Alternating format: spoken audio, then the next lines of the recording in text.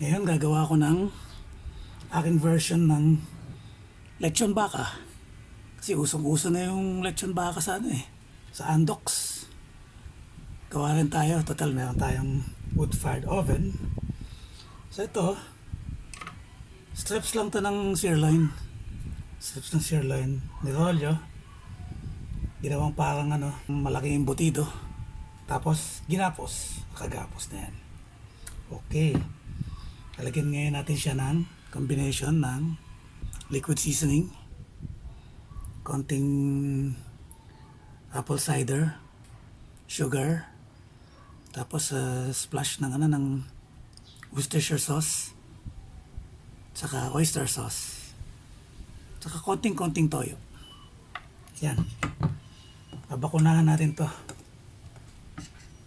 Itong ating lechon baka.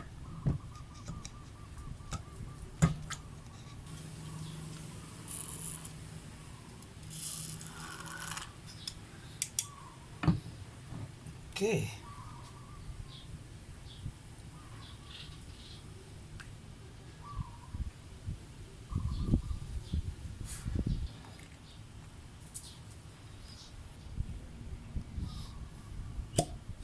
Dapat malagyan natin lahat.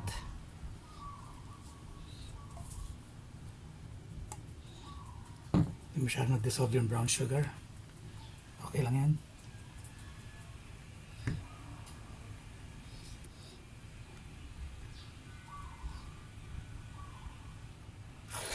Okay, so sakto lang yung dami ng natin. Okay, natin to.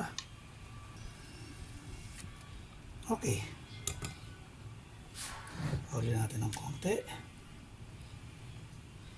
Importante nasa loob yung ating marinade. Tapos babalutan natin ng aluminum foil. Baka kasi masunog ka agad yung labas, yung loob. Hindi pala to. Kuha akong aluminum foil. Ngayon sa labas, talagyan natin ng garlic salt. Tingnan nyo kung gaano kakunti lang. Potent yan yung asin ng sa garlic salt. Grabe, ang alat niyan. Kaya konti lang. Tsaka magkakaroon naman to ng ng gravy So, yun ang panlalasa natin sa labas. Dali lang. Take care of this motherfucker.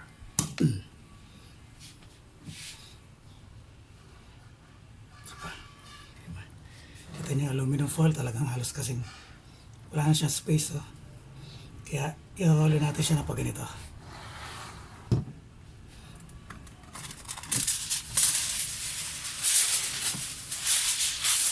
Yan, pahaba.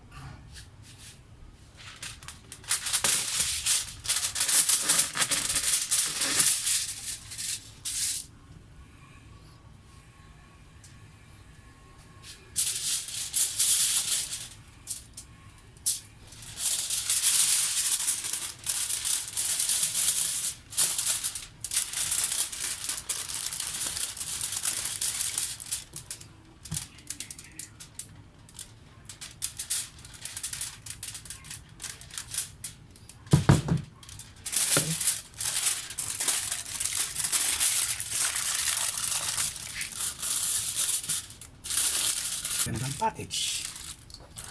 Okay. Idea tayo konti.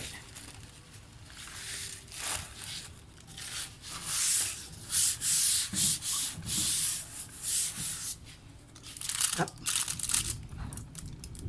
Diretso na sa pugon. Siguro mga 4 hours. After 4 hours, tanggalin natin yung aluminum foil. Pasok ulit natin for 30 minutes para magkaroon ng crust. Yan. Yan ang ating lechon baka. Let's get cooking. So ito,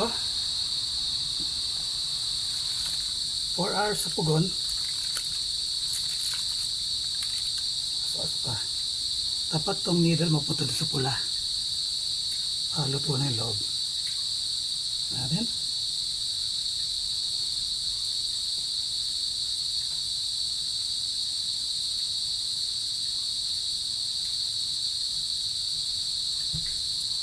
Okay. Yan o.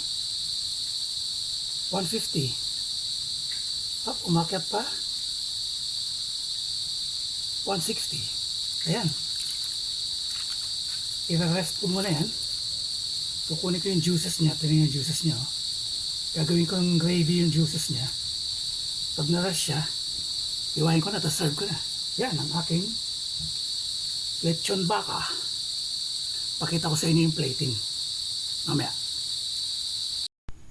So ito na. Yung ating lechon baka. Rested na siya. So bumalik na uli yung mga juices dito sa loob. Tanggalin na natin yung pagkakagapos.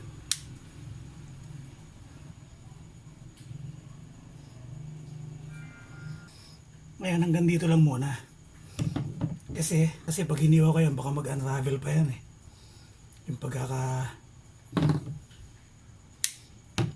Tapos pagkahanda na akong hiwain yung iba, saka ako tatanggalin yung pagkakagapos nila.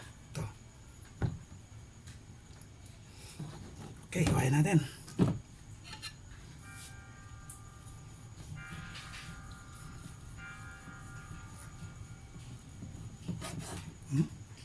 Tingnan nyo naman yan.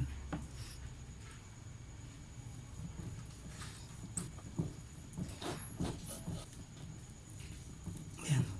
Tama lang pala na hindi ko muna tinanggal yung pagkakagapos ng iba. Ayan.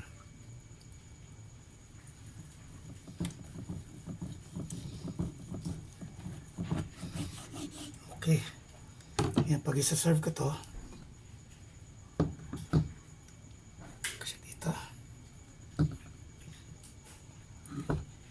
ito yung aking ginawang gravy galing sa kanyang drippings.